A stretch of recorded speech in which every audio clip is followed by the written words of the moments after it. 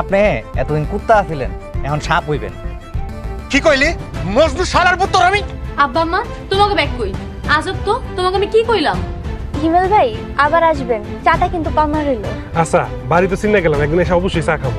তুমি যে একটা ভালো মানুষ, তুমি যে একটা ভালো মেয়ে, এই কথাটা আমার পরিবারের মানুষ একটু দেরি হইলেও বুঝতে পারছে। এসব আজাইরা কথা মাথার থেকে বাদ দেন, টাকা নিছেন কাজ করেন, দয়া করে রোমানটা একটু তাড়াতাড়ি ছাড়ানোর ব্যাপার। হ্যালো আসসালামু আলাইকুম বন্ধুরা, বস রট নাটকের 39তম পর্বে এবার ঠিক কি ধামাকা আসতে যাচ্ছে, অর্থাৎ মরিয়ম কি জন্য বাসা থেকে বের হয়ে যাচ্ছে, অন্যদিকে জামালের ছোট ভাইকে কি জামাল এবার চাটাতে পারবে, তাহলে 39তম পর্বে কি ঘটতে চলেছে আজকের এই ভিডিওতে আপনারা সম্পূর্ণ বিষয়ে আপডেট জানতে পারবেন।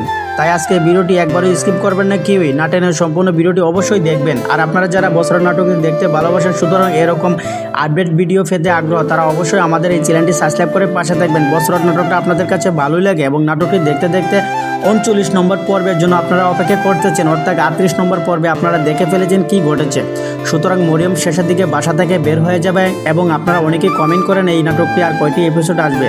আজকের এই ভিডিওতে আপনাদের সম্পূর্ণ বিষয় জানিয়ে দেব, তাহলে জেনে নেওয়া যাক 39 নম্বর পর্বে এবার ঠিক কী আসতে যাচ্ছে। সুতরাং বসরট নাটকের 39 নম্বর পর্বে এইবার আমরা প্রথমে দেখতে পাই বদরুল এইবার জামালকে বলেছে যে মায়ার সাথে তার কোনো কথা হয় না এবং দুঃস্বপ্ন দেখেছে মায়া, এই কারণে মায়া জামালের কাছে যাবে এবং বদরুলের সাথে কথা বলার জন্য অনুরোধ করবে।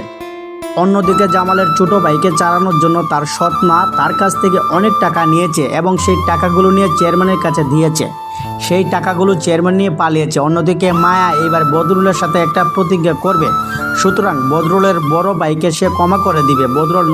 বসরট নাটকটি 39তম পর্বটি অনেক ধামাকা হতে যাচ্ছে আপনাদের জন্য। একদিকে বদরুল মাপ চাইবে তার বড় ভাইয়ের কাছে, অন্যদিকে মায়াকে মাপ করতে বলবে তার বড় ভাইকে। এর জন্য বসরট নাটকের 39 নম্বর পর্বটি অনেক বেশি ধামাকা হতে যাচ্ছে। এরকম আপডেট রিভিউ পেতে হলে অবশ্যই আমাদের চ্যানেলটি সাবস্ক্রাইব করে পাশে থাকবেন। ভালো থাকবেন, সুস্থ থাকবেন, আল্লাহ হাফেজ।